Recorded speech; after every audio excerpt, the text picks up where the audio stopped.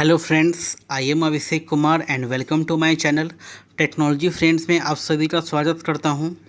आज की क्लास में हम लोग डिस्कस करेंगे new trends on world wide web का लेक्चर 2। तो आज के क्लास का हमारा जो टॉपिक है वो डिफाइन नेट बैंकिंग।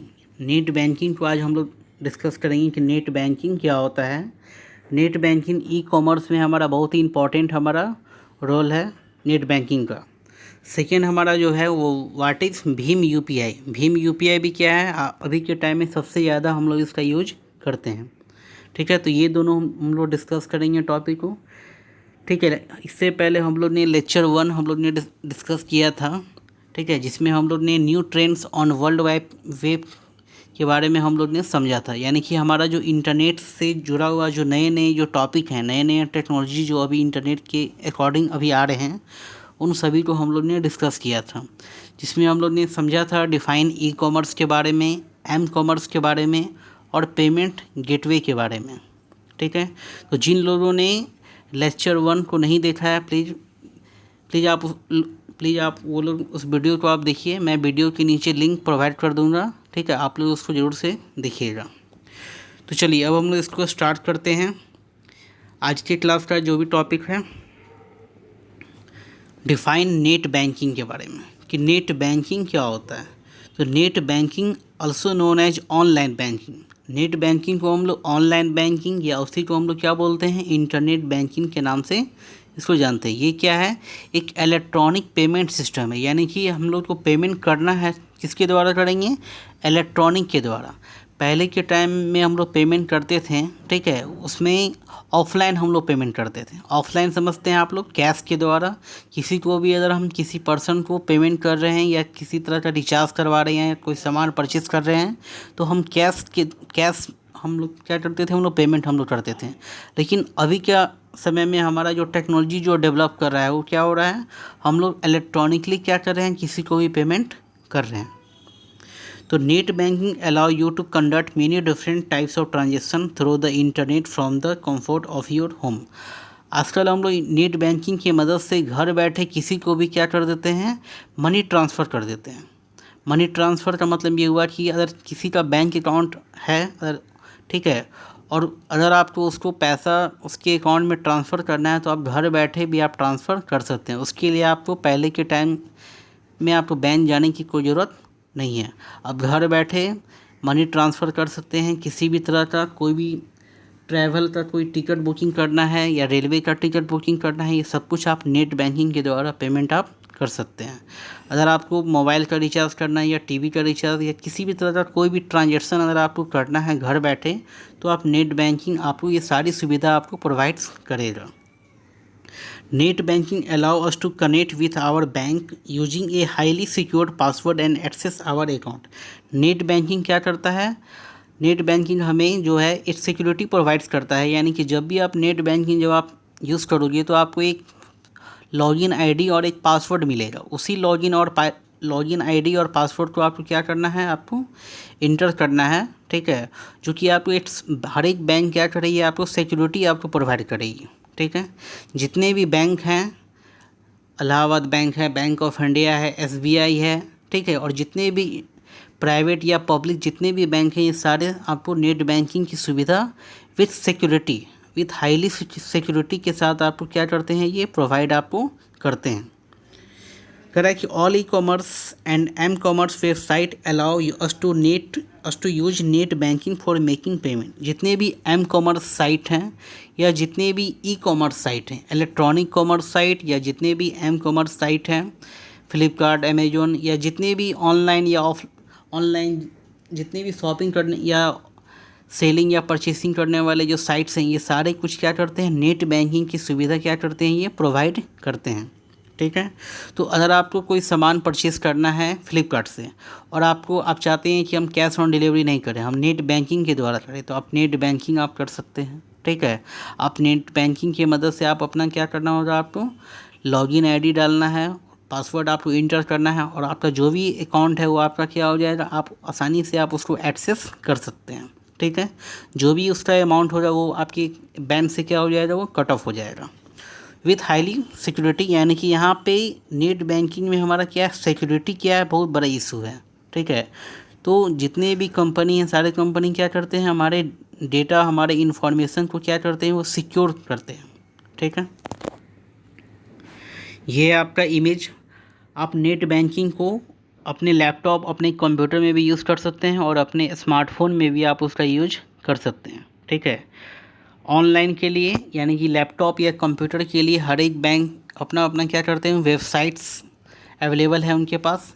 सपोज आपको इलाहाबाद का आपको क्या करना है, आपको नेट बैंकिंग ओपन करना है, तो आपको इलाहाबाद का क्या करना होगा, आपको वेबसाइट्स आप ओपन करना होगा। ठीक है, या अगर आपको स्मार्टफोन में अगर आपको यूज़ करना है तो आप इलाहाबाद का क्या कर लीजिए, आप इलाहाबाद का एक एप्लीकेशन आप यूज़ कर लीजिए। आप लोग को लेक्चर 1 में आप लोग को बताया गया है, ठीक है, कि जितने भी एम कॉमर्स हम लोग यूज़ कर रही हैं, ठीक है, उन सारे यूज़ करने के लिए हमें क्या करना होगा, एप्लीकेशन हमें यूज़ करना है। क्या यूज़ करना है, एप्लीकेशन, जो हमें गूगल प्ले स्टोर या एप्पल प्ले स्टोर पे हमें क्या है, वो मिल जाएगा। ठीक है, हर एक काम करने के लिए स्मार्टफोन में क्या है, ऐप्स हैं, और हमारे कंप्यूटर या लैपटॉप के लिए क्या होता है, वेबसाइट्स होता है।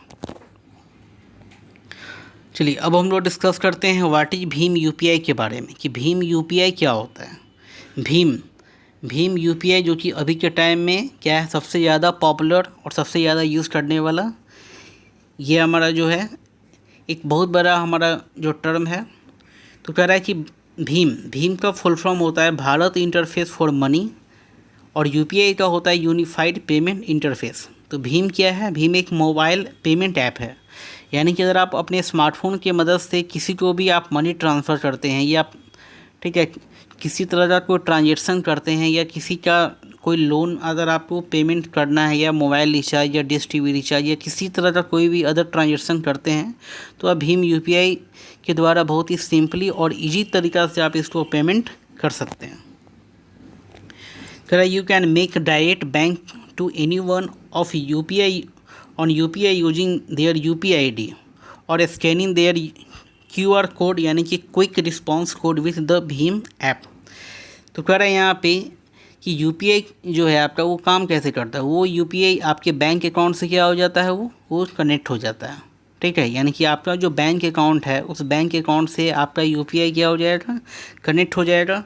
अब कनेक्ट होने के बाद आप आसानी से, ठीक है, उसको कहीं भी आप उसको क्या कर सकते हैं, यूज कर सकते हैं, उसका पेमेंट आप कर सकते हैं। ठीक है, तो हर एक बैंक से अगर आप यूपीआई अगर आप यूज़ करते हैं तो आपको 4 डिजिट का क्या मिल जाएगा, आपको पासवर्ड आपको बोला जाएगा आपको इंटर करने के लिए।